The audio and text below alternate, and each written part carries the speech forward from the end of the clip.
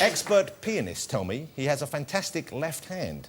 And if the interview flags, I might ask him to prove it. Will you please welcome Mr. Jools Holland, ladies and gentlemen. We like to boogie. We love boogie.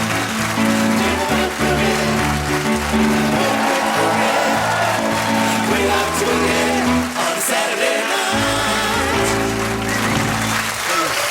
Make yourself at home, you know the routine. Sit yourself down comfortably, Jools. Thank you. So nice how to be lovely here. to have you. Hey, I didn't realise, I was reading up on Jools. Jools is nearly 50 years old, ladies and gentlemen. What a way to start. Well, I'm just going to say, you know, I'm surprised. I thought you were about 55 or 6. Thank you. It's very, very complimentary of you to say so. But no, that's a pretty big milestone in any man's mark, isn't it? I suppose it is a nice milestone. Nice to get to 50. I always wanted to be 50. When I was about 6, there was a fellow next door to us who had a Wolseley. Oh, yeah. And he used to go like this. And I remember saying to who's here? They said, oh, he's about 50. He's getting on. But I always wanted to be him. I don't know. I think now I am. So now I'm in my coming up to 50 is the best time to be. And do you have a Wolseley? No. But you've got to keep that dream alive, haven't you? Yeah. You've got to have something to look forward to. Something to shoot for. So you can Yes, sit there, exactly. be a bit angry about life, a bit resigned. Yeah. Do you find yourself getting grumpier as you get older? I think I'm getting grumpier. Are you getting grumpier, more short-tempered, a little bit less patient with people and things? No, quite the opposite. Oh. Quite the opposite. I think I get disappointed more often. Yes. Not here. Not here. But no, Well, but the night's still young, Jools. No, I'm more forgiving. That's what I've realised. That's nice. I'm actually more forgiving and a little bit more easygoing. That's a nice thing to be. Yes, I think. I hope. At least I try to be. And this is just because you don't take things as seriously, or you can put things in perspective more? I you think? can put things in perspective. I can sort of take my time. I can look back. You know, some people say, "Oh, it's going to be fantastic when we do this tomorrow." Oh, it was fantastic yesterday. But I say, paradise is now. Oh, yeah. This very moment when you and I are talking and they're listening, that's it. So it couldn't be better. This is as good as it gets right now? Yes. I can't believe this is happening to me. OK. Now, how do you find yourself engaging with the modern world, though? Because I noticed, and reading your book, one of the things that I liked about your book very much was the way you talked about London in the way that I remember it, because we're pretty much the same age. Obviously, I'm younger than you, and I look considerably younger. But you talk about London. But now I wonder how you feel about the world now. For example, do you have an iPod? Do you like your iPod? Are you on Facebook, on the internet, or MySpace? I can't imagine whether you do these things. Well, I'm not on Faceache, no, but I do music. I love. I think the iPod's a very useful thing. I'm quicker if I just sit at the piano, though. You know, it's bigger to take around, yes. but I sort of prefer it. But I know modern technology is great, but I find a lot of it, and this is where I get disappointed, not angry. Yes. Takes a lot more time. To actually get it up and running? Get the whole thing work. For instance, I'll give you an example. When we're doing a little demo of a song, the old-fashioned cassette recorder used to go like that. Click. Record it, play it back, that's it. Yes. Can't get anything that does it anymore. Everything takes longer. In your motor car, Yes. you want to turn the volume up. Yes. You can't just go like that. You've got to go... Yeah. Is that annoying? Yeah, you're right. Things do seem that they're more complicated, and I find it harder to learn things. And like that. I'm not going up a grumpy road. In fact, I'm getting towards a grumpy avenue. Yes. All the little shops, the cafes, they've gone, and it's no good. They've all gone. Been stamped out by the jackboot of corporatism. All the old characters used to grow up seeing around. Exactly. But Yeah, it has- happy days, huh? But did you used to play on bomb sites? I used to do this, play on bomb sites, and then when you went into the bomb site, you'd find a Luftwaffe pilot hiding. No, You used to do that? I never had a Luftwaffe pilot, but we often found pages from adult magazines Yes. and so on and so forth. H and a he. H&E, health and efficiency. Yes. They would be there, and that was a marvellous thing to find Yeah, as a youngster. parade. I was quite disappointed the first time I saw a lady's breast, because the first time I'd seen a photograph one was in a scrap of magazine I found in a hedgerow, and it had been painted to look like a melon. And I assumed all ladies made such an effort. Imagine my disappointment. Yes, Anyway, enough of this. My life and career, you were saying, yes.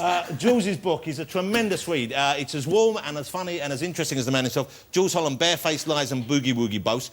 It's not as personal or as revealing about yourself as many modern autobiographies are. People often go into great detail about the kind of, you know, the ups and downs of the turmoil of their life. You don't so much. There's a little bit, not so much. Was that I'm assuming, a deliberate choice on your part? Well, I didn't want to bore the readers with any sort of unnecessary unpleasantness.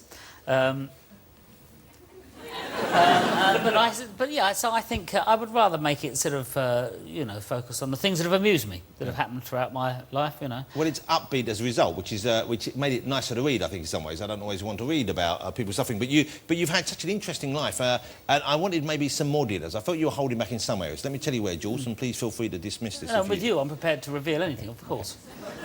In your early days touring with the hit band Squeeze, okay, Yes. And you went to America, you had hits over there, hits over here. There's less description of the wild nights of debauchery and looseness, which I'm sure you must have sampled with all of the fervour and hunger of Posh Spice coming upon a new, very small, sugar-free sweet. That's very much the way that I think I looked at it at the time. When we first went to New York, we were playing in CBGB's club, and the Hells Angels used to run the door, and the Ramones used to play there. And they said to us one evening, they said, well, perhaps you'd like to pop down to a club that we go to after work. And in my mind's eye, I thought, well, it's a club after work, much as, you know, our fathers would have done years ago. When you finish work, you go to a little sort of pub or a club and have a drink. lock-in in the pub, perhaps? That sort of thing. So you could play darts a little bit longer? I thought maybe a little bit of a lock-in of darts, maybe a game of dominoes, pint of ale, and just chat amongst Nice. work chat, you know. Nice. And they took us to a club called KZ's. And it opened at, it should have been the clue for me, it opened at 3 in the morning and closed at 9 in the morning. It was in a basement, and the Hells Angels were on the door, the same blokes, and it was at $2 to get in. I thought, oh, this would be nice, and I wandered into this sort of cellar room, and I've never seen anything like it before or since. It's like Rome before it fell. Good Lord. Through one, I think there were 7 arches. In one arch, there were sort of just people sort of looking completely crazed, like this, dancing in slow motion. In the next arch, a frenzied orgy. I quickly looked away and averted my eyes, exactly as you would have done. Yes. And the next room, people openly taking drugs. The next room, more and more of this strange So world. depravity upon depravity. And then I was sitting talking to one of the Ramones at the bar, me and Gilson, just trying to blend it. Oh, it's nice after work, and nice later.